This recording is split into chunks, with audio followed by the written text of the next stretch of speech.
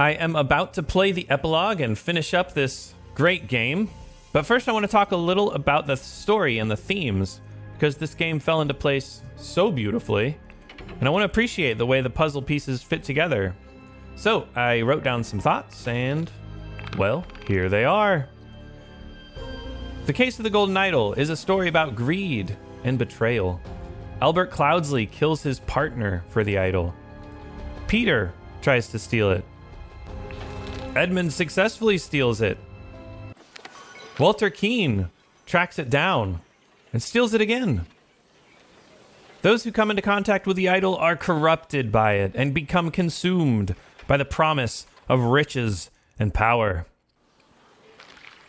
But no, that's not the story. When you reach the end and look back over these 11 scenes, it seems clear that the idol has never corrupted anyone. I don't think there's any evidence that a single character meaningfully changes over the many years in which the game takes place. Albert didn't cry out, "The idol is mine," when he pushed his partner over the cliff. Sebastian owns the idol for many years without incident. Peter was always a Badir. Edmund was always an ambitious politician. David Garan stayed completely faithful to his master for almost a decade of murderous servitude. Ada Baker stayed completely faithful to hers. Walter Keane had the idol in his grasp and then generously let Edmund keep it? That's still not clear what happened immediately after that. The secretive Brotherhood of Masks regularly executed their members long before the idol entered the picture. So no, I don't think the idol inspires greed. There's no supernaturally corrupting influence. This is not the Lord of the Idol. The Golden Idol is nothing more than a tool. It utilizes a straightforward set of mechanical rules, alternate between increasing and decreasing, and match the color of the gem on the back. Combine the glyphs for air, matter, gold, life, heat. Maybe there are more symbols and uses still to be discovered. Regardless, the symbolism is clear by the time we get to the final few sequences. Rules, in the hands of powerful people, are a tool for controlling the masses. Let's get political. This game is not really about greed in and of itself. It's about greedy people. Greedy people seek power. People who seek power become powerful. And so we arrive at the tragic truth that the people most likely to gain power are often the people least suited to wield it. Power does not corrupt. Corrupt people gain power. But the Case of the Golden Idol isn't a tragedy. It's a wicked, absurd satire. The greedy, ambitious main character uses the Golden Idol to achieve his goal of ultimate power, and then uses that power to what exactly? The Order Party is the silliest form of fascism imaginable.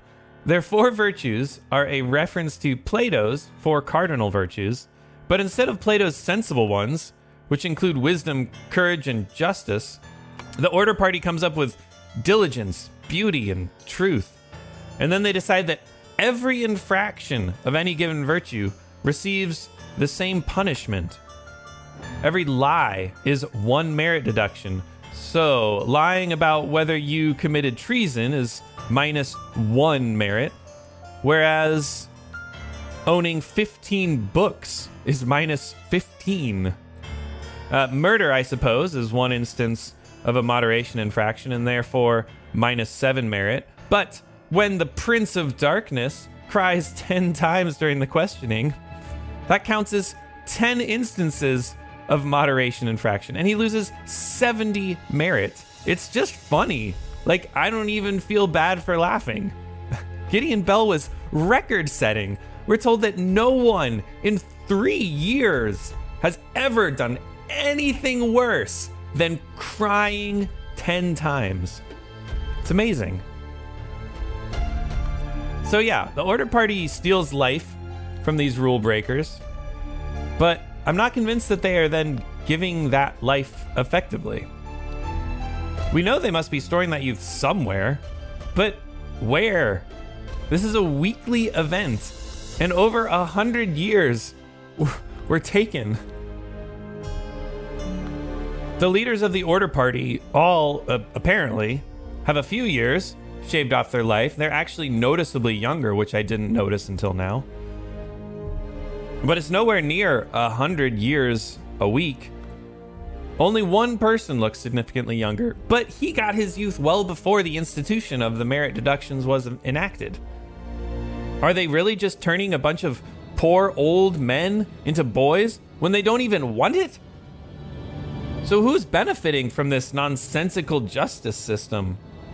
Well, I actually think there is a reasonable and plausible answer, and that's that the army of insurrectionists have been bribed with youth.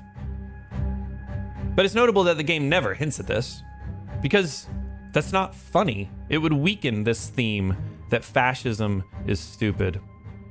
But anyways, the senseless cruelty soon comes to an end.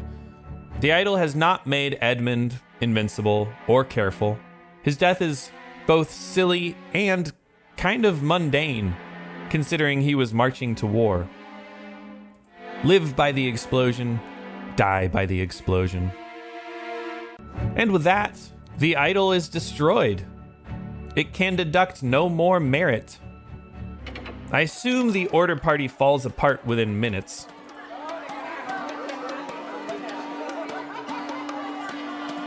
But while the story in the game is satirical, it's certainly grounded in reality. The idol is simply money or power or any number of real-world tools that one might use to gain power. And the game tells us to be careful of those holding the idol. They may use clever tricks to make us think they deserve their power, but there's nothing about the idol that makes them worthy.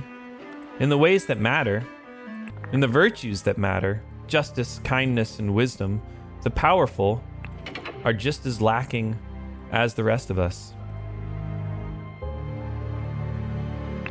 So let's play this epilogue and find out if I understood the game as well as I think I did. Now, it's called The Grand Vision of a Better World, and I accidentally clicked into it by going here. Whoop. Oh, that's how to see the thing. Okay, cool. The eye here. Cool. Okay, but I accidentally clicked into it by going here, and then I was clicking through these tabs in one of my attempts to record that intro that I got for you guys. And I clicked on this thing, and then it opened up the text that pops up for the first time. So that's why you're not seeing it. I didn't actually look at this. But now I'm looking at it, and I see we got Edmund Cloudsley, Walter Keane, and David Goran. Well, this is a prequel to the last few chapters, isn't it? Let us look out the window, I guess. Who the heck is that? The man is not breathing. Donate to a veteran who lost his leg in the noble defense of his homeland. Oh, they stole life from him. Half-empty bottle of gin. They stole life from the veteran? Come on, man. The homeless guy. Edmund. Witness the power of the idol in my hands and swear loyalty to Lazarus Hearst. We will build the ideal society. Yeah, he just stole life. Or increased years. Wait, is that increased? Hang on, now I need to go back and look. I forget, is it increase life or is it increase years, you know? Because those are opposite. This is increase. So I think it is increase life. Or no, he already sucked it up. So it's, yeah, that's why I never know what it means. Did he just use this on himself or did he just use this on the veteran? I can't tell. Increase life or increase years, who knows? Let's read about the Brotherhood of Masks. The only one thing is worse than imbeciles. Imbeciles with power. The rich and noble have a social club with mystical rituals and other hogwash and are so stupid that they did not realize when they had some truly miraculous technology in their hands. When Sebastian and Albert were members of the secret society. However, they are influential and persistent and have already caused a great deal of harm to me and my goals. Walter Keene has told me more about their organization and practices. If he tells the truth and they are truly devoted to their religious entity of Griffin Reborn, I could gain some powerful allies for my next move. Order Party Manifesto. He already has this going in, huh? So the manifesto is that all citizens are equal. Well, that's a joke. All citizens must serve society to the full extent of their abilities. Citizens must be evaluated according to how virtuous they are. A society with internal contradictions is unsustainable. Therefore, it must be led by the most virtuous citizen. That means the king should step down. The aristocracy must be abolished. And then the final point of the manifesto is the more virtuous citizens are better able to serve society. Therefore, virtuous citizens deserve to gain more time on this earth, and bad citizens deserve to lose time. Yeah, it's really interesting how, this seems, okay. Controversy alert. This seems reasonable.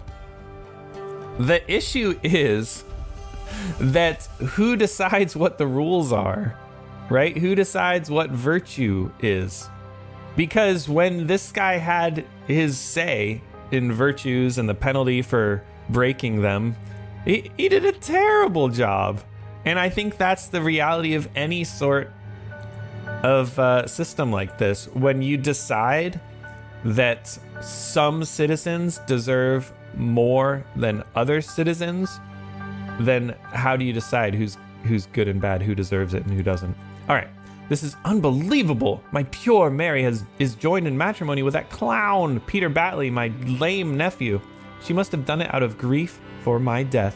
Such a hasty decision goes against every principle of virtue. Therefore, I consider the marriage null and void. She will come to me once she learns I still live, but for now my duties in the service of humanity take precedence. Okay, so when is this? David Garan reported Edmund's death, but then they went into hiding together. So this is during the year or so that Walter Keene was writing to the Brotherhood and being like, oh, I'm on the run. Let's go back to that letter. So the 1789, and he is forced to go into hiding. So this just happened. And then October 20th versus January 5th. So over half a year has gone by, and now they're undergoing the appropriate trial. Let's look at the note. When was that? March 14th. Okay, so this is over a year, at least over a year after Edmund's death was faked or whatever. Okay, and that was by looking at Edmund here. We were looking at the book. Society must be built on the principles of virtue. Only thus can it become truly great. Look at the Lemurians. That's one of the DLCs. Thousands of years ago, they had an empire on the banks of 7 seas. Their ancient technology continues to baffle modern science. I see the idol is a Lemurian technology. But they became inert and decadent and forgot how to build and operate their machines. Their empire crumbled because it was built on pleasure-seeking, not virtue.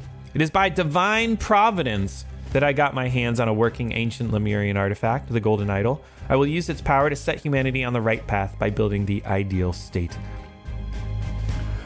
Divine providence, huh? You think it's divine providence? You, who's talking about the Brotherhood of the Mask having mystical rituals and other hogwash, and are so stupid that you don't realize what virtues mean? I swear it.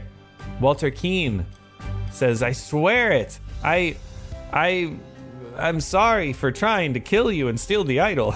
With these powers, I will do whatever is necessary to build a better world. And he's telling us who is in the Brotherhood of Mass. I'm not sure I realized there was one of each. They didn't even replace Sebastian and Willard yet. It's been well over a year, right? When did Sebastian die? Let's see. This is going to have the inheritance. 1786. And that's the Monday, right? Now I forget. How do we know? Yeah. September 7th, 1786 is when Sebastian died. And this is 1789, I believe, is when this is. So 3 years later, they haven't replaced the steward. I suppose Willard Wright was about to rise to the ranks, right? He would have become the steward and then they would have gotten a new initiate. But they never did get the initiate here until Lazarus Hearst was going to be a Proud Beast initiate. We never met Chester Davy, interestingly enough. Okay. And I'm kind of flaking on who Jeffrey Sinclair was. Oh, yeah, he was the one who accused Walter Keane. And then they died. And this is just the London Burr chapter. There's other chapters of the Brotherhood of Mascot. I see. David Grant says, yes, my lord, I swear my loyalty to you and will undertake whatever tasks are required of me. I mean, you did that 5 years ago or so, 3 years ago.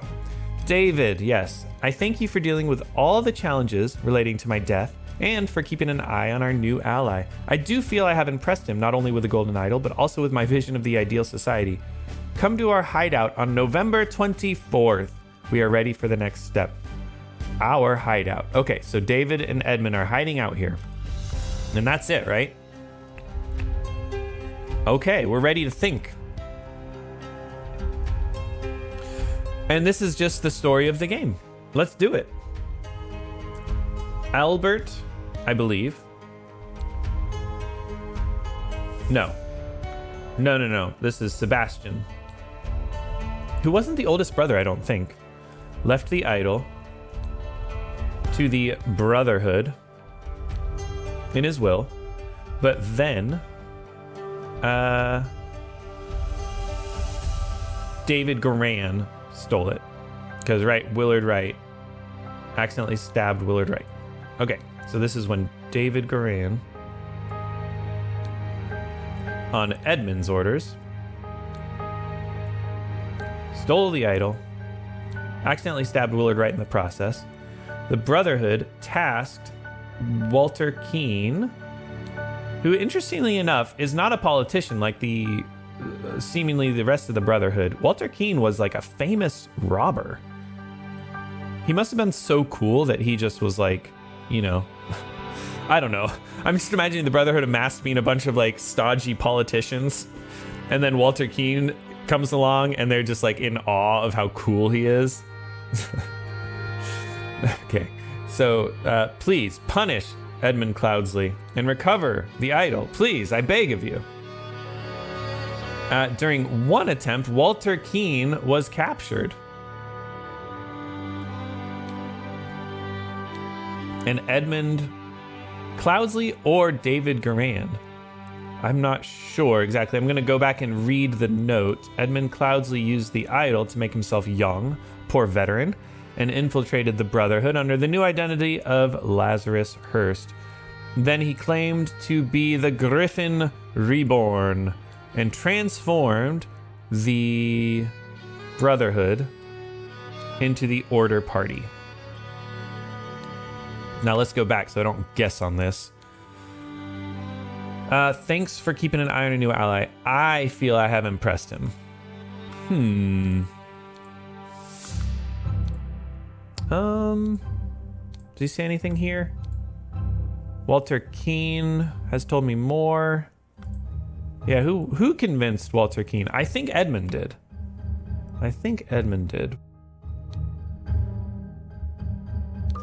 Okay, very good. David Garan helped, I'm sure. Brotherhood Masters. Let's see. There's two names here. So James Turner and Alistair Cock. Helped Edmund Cloudsley seize power in the country and informed the rule of virtues, I suppose, by taking youth. Hold on, let me see. Does he say the words, the rule of virtues, or was it the principles of virtues?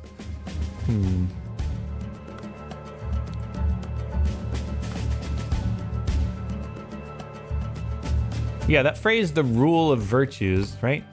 Enforce the rule of virtues. I don't remember that being a phrase, but it has to be, right? There's only 3 gold words. Take youth away from common people. So increase youth. No, what? I mean, decrease youth and increase youth. Yeah, it's not taking years. Wait, that is the same. I don't know. Whatever. Giving it to the order party members. Right before the final showdown with the uncooperative king, of course. Edmund Cloudsley wanted to kidnap Mary Batley, but was shot by Peter Batley, and the idol was broken. That was so fun. Thank you for playing. Thank you for making the game. Thank you guys for watching. I'll play the DLC and the sequels at some point. I have some other games on my wish list and my to-do list and my backlog, so it'll happen. Maybe I'll wait for these to go on sale, maybe. Or maybe I'll just want to play this game again, and so buy them full price. Either way, I'm looking forward to getting back into this game, which I promise I will do. I don't know how long it'll take. Y'all let me know how badly you want to see it, the DLC and the sequels. And otherwise, let me know what other games you're itching for me to play, and I'll get on it. Until next time, y'all take care.